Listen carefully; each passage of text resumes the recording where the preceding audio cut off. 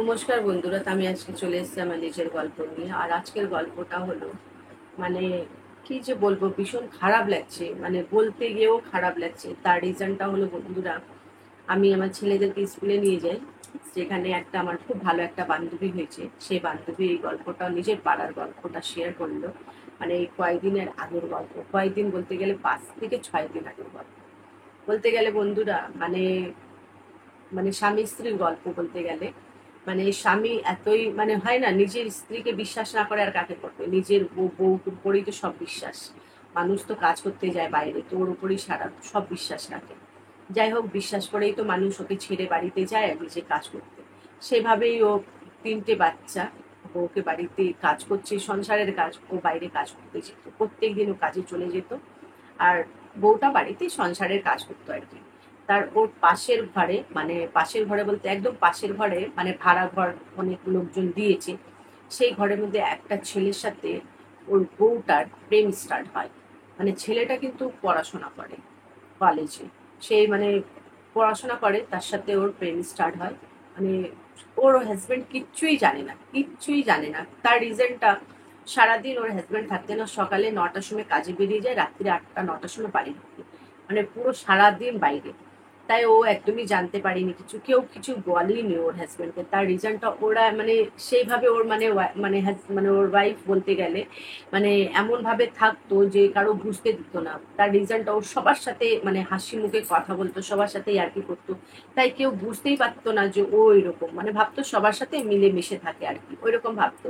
কিন্তু কেউ বুঝতেই পারলো না যে ওর সাথে কখন প্রেম হলো, কখন কি হলো না হলো, কেউ জানতে পারেনি। তাই পাড়ার লোকও জানতে পারেনি এই ব্যাপারে, যে ওর হাজবেন্ডকে বলবে করবে, কিছুই জানতে পারেনি। এইভাবে অনেকদিন চলছিল, চলতে চলতে হঠাৎ, বলতে একদম হঠাৎ, মানে কেউ জানতে পারিনি, হঠাৎ পালিয়ে গেছে ওই ছেলেটার সাথে ওর বউ। মানে নিজের 3টে বাচ্চাকে ছেড়ে ওর সাথে পালিয়ে গেছে। ওর হাজবেন্ড কিছুই জানেই না যে মানে এরকম ব্যাপার, বাড়িতে এসছে দেখছে নেই কিছু, কি ব্যাপার। তাহলে সেখানে একটা কাগজে মানে সব লিখে গেছিল আর কি, এইসব এরকম ব্যাপার, আমাকে খুঁজবে না। কিন্তু ছেলেটার নাম টাম কিছুই দেয়নি, মানে শুধু বলেছে আমার একটা ছেলে পছন্দ, তার সাথে আমি বিয়ে করতে যাচ্ছি, আর আমি তোমার সাথে থাকবো না, তোমার 3টে ছেলে মেয়ের সাথে তুমি থাকো, আর আমি তোমার সাথে, আমার ভাল লাগে না থাকতে, এইসব মানে অনেক রকম কথা বলে আর কি চলে গেছে। কিন্তু ওরা তো এইরকম বসে থাকবে না, সেই কাগজটা সবাইকে দেখিয়েছে। আর বলতে গেলে ও মানে যে ছেলেটা, মানে যে ওর স্বামী, তার মা বাবা এখানে থাকতো না, অন্য জায়গায় থাকতো, ও এখানে কাজ করতো এসে। তাই ও কাজের জায়গাতেই বউকে নিয়ে এসে রেখেছিল আর কি। তাই ওর মা বাবাও এখানে ছিল না। তাই ওদের কিছু কেউ জানতে পারেনি এরকম ব্যাপার। এই জন্য ও যখন পালিয়ে গেছে, ও কাগজটা সবাইকে দেখাচ্ছে যে এরকম আমার বউ মানে লিখে গেছে এরকম ব্যাপার।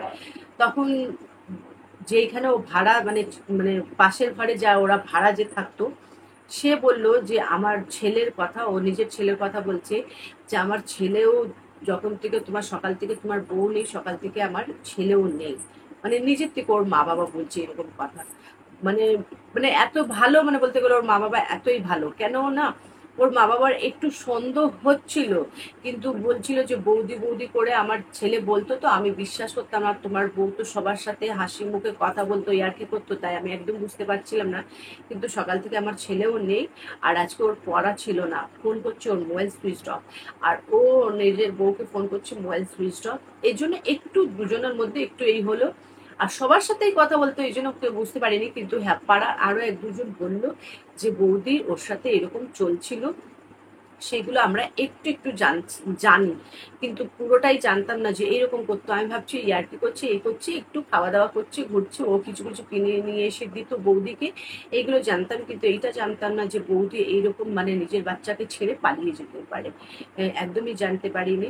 তাই ওরা কিছু বলেনি, এই জন্য কিছু বলেনি। যাই হোক, মানে হয় না, থানায় গিয়ে মানুষ রিপোর্ট লেখায় করে, ওইগুলোই করেছি। কিন্তু এখনো অব্দি বলতে গেলে বন্ধুরা কোনো খোঁজ নেই। আজকে 3-4 দিন হয়েছে, কোনো খোঁজ নেই যে ওরা কোথায় গেছে, কি করেছে না করেছে। মানে কারোর ওপর এখন বিশ্বাস করার মতো নেই, এটাই বলার মানে আমার।